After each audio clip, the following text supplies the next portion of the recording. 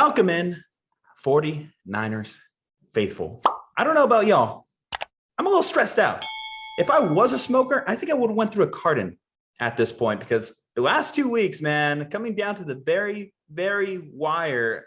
I'm also a Giants fan. Obviously, you see in the background here, but, we used to have a phrase in 2010, Giants baseball, torture. I feel like that's what I'm feeling with San Francisco 49ers football right now. San Francisco 49ers football torture because, God damn, the last 2 weeks, obviously game-winning drives. We had one stopped at the 2-yard line last week. Nothing is coming easy this season, man. Nothing is coming easy for the Niners in 2021. We do have a 4-game stretch here. We'll get into that. But for now, your thoughts on the game, Jose? I don't know about the rest of you, but even when it was 20-6 in the fourth quarter there, it felt like I don't think the Niners are going to put this one away. It didn't really feel like it, right? It felt like the offense was kind of stagnant there in the second half. They weren't really getting much production from the running game. And then the offensive line kind of, let the passing game down a few times. So it felt like every time Jimmy Garoppolo stepped back, it was 3 seconds and there was a guy right on his face. And that actually led to a couple of big time sacks. And that's what got Cincinnati back into the game, really, was the way they were able to get pressure on Jimmy Garoppolo there in that fourth quarter. But I mean, you kind of just talked about it there. The way these games are ending for the Niners, I mean, at this point, like, if you kind of have to get used to it, right? Like, this is how it's going to be the rest of the year. And if we do end up making the playoffs, the playoff game that we do play in the wild card round, it could end up being a 1-possession game super late. And Jimmy Garoppolo and George Kittle are going to have to do what they've been doing all year, which is just create big plays after big plays. Yes, I know Jimmy Garoppolo struggled a little bit there in that fourth quarter, and that's what got Cincinnati back into the game. But you cannot deny what he did to put them in a position to win, especially in that last drive in regulation.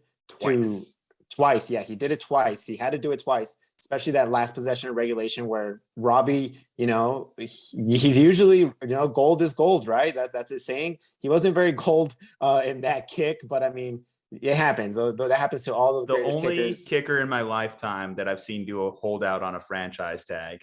So, that's what people were throwing at him on Twitter, and he kind of earns like a little shit throwing on that one. Absolutely. Yeah, he does. You expect him to make those kicks in that position. That's what he's there for. But unfortunately, it didn't go our way. And then our defense, shout out to Nick Bosa. I thought he had a phenomenal game. Another sack. Right. Not just another sack. 2.5 sacks. So we're talking about sacks. My man's got 14.5 now. Okay. We dropped that Bosa video earlier in the week. We got some good vibes going out there. Come on. Show some respect to my man. Defensive player of the year, comeback player of the year. Come on, Dak's not doing anything special. You see that pick 6 he threw today? Come on, that over Bosa? Kidding me? Yeah, and none of them were bigger than that one in the overtime one to force Cincinnati to kick a field goal and give us a chance to actually go ahead and win the game. And how about Brandon Ayuk? What an absolute play there. It felt like he was just, that's the type of plays he's capable of making. He's super athletic. A regular person doesn't make that type of play. At regular, just any type of player makes that play. You have to be super athletic and super speedy. And the way he plays, that's the only way he gets to the end zone. And that's what ended up winning the game. That's exactly what we've been waiting for Brandon Ayuk to do. And he's been doing it the past few weeks. Credit to him. So I thought I'll take a win on the road against another team that's fighting for a playoff spot. I'll take it. Yeah, it takes some kind of crazy concentration when you're in the air to be able to know where your feet are, where the ball is, where the pylon is. I got to say, as fun as it is to win on a walk-off, that was kind of like the most anticlimactic walk-off ever because obviously we were waiting for, is it a touchdown? Is it not a touchdown? I don't know. You tell me. But either way, it's a victory in the books, so that's all that matters. Like you said, Bosa was huge today. Jimmy getting it together on those final 2 drives, that was huge today. I was just surprised that it took Cincinnati so long to find their rhythm, mostly because the things that I said could go wrong for the Niners in that game did go wrong. Our right side of the offensive line could not hold up against the Cincinnati pass rush. And I knew Jamar Chase was going to burn us at some point. And sure enough, Jamar Chase, that one catch he had with just toe tapping in the back of the end zone, that was phenomenal. That tells you the guy, I was wrong. I was on the Penei Sewell over Jamar Chase crowd back when the draft was around. I was like, come on, you got to protect Joe Burrow. You got to save that man out there. It turns out, yeah, Jamar Chase, that was a good call. That was a good call, guys. Also, just, man, I was so frustrated towards the end. You had Boyd and Higgins just looking like they were so open on some of these. It was starting to get bad. CJ Uzama, we just got lucky, like you said, and towards the end there that we were able to maintain, bend, not break. I guess bend, not break was the majority. And that's going to be like our motto all season. Because this cornerback play, it's not getting any better, guys. There's no one that's going to come out. Obviously, we saw Ambry Thomas out there. Ambry Thomas wasn't good. Devindor Lenore, he's a work in progress. Norman, just be thankful that Deontay Johnson didn't have any significant playing time in this game.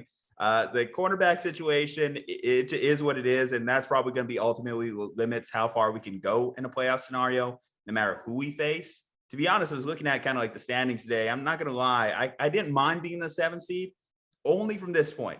Green Bay, Arizona, that's kind of like the pathway I want. But either way, we're in a great spot now. We have a game against Atlanta coming up. We have a game against the Texans coming up. And we have a Thursday night game against the Titans team that's reeling with the injuries. So the Niners, if you could just go 2-2 in your last 4 games, I think you make the playoffs. Obviously, I would like us to go 3-1. But if you go 2-2 in these final 4 games, I think you make the playoffs. You agree with my idea there? Yeah, just looking at, they're standing at 7 wins right now. Washington, that was a huge loss. That was a huge win by Dallas. That kind of helped us in the standings. But if you kind of do look at that playoff picture, just slowly creeping up after their win against the Niners, and now they beat Houston. Those Seattle Seahawks are now about a game off. Don't you say it. Don't you put that into the atmosphere here.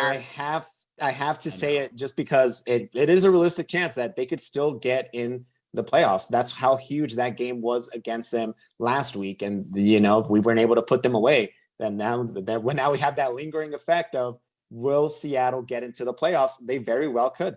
Here's what I'll say there. I think that when it comes to Seattle, obviously they lost a tiebreaker situation to Washington. So they not only have to match them, but they also have to win more than them.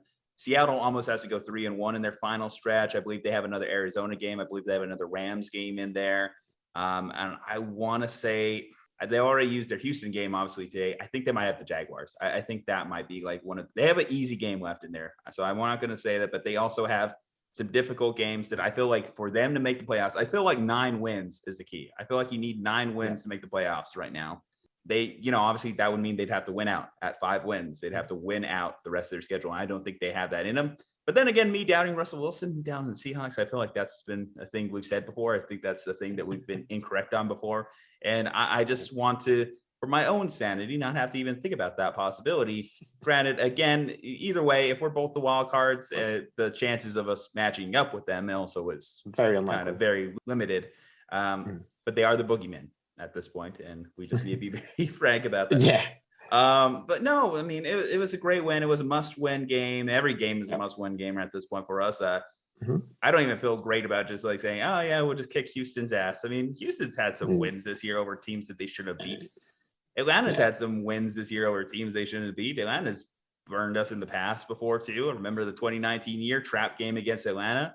I don't need to get cocky there. And then anytime you're the road team on a Thursday night game, short rest, outdoor environment like you'll get there in Nashville with a great home fan base, nothing's a guarantee. They'll have likely like a chance, like in Tennessee will likely have a chance to probably even get that division title in one of those games. It could be the San Francisco game, honestly, week 17. Yeah, even the Rams game, it's not a gimme, folks. I mean, it's come on, like you don't think the Rams are going to have a little bit of pride because they're tired of losing to us too? I mean, we say that every year. I mean, I'm sure the Bills have pride every time they go against Tom Brady, and yet he's 33-3 against them. You want to talk about something that makes you feel a little bit better about the Russell Wilson ownage? Talk about Bills versus Tom Brady. Now that's some serious time ownage. But all right, guys. Well, that's our game breakdown there. Let us know who your game MVP is in the comments below. Leave a like on this video. Helps us in the algorithm. Helps us get out there to more Niners faithful like yourself. 49 reasons to listen right here. Juju Talk Sports, Jose Corral. We're 2 of them. Subscribe, and we'll see you next time.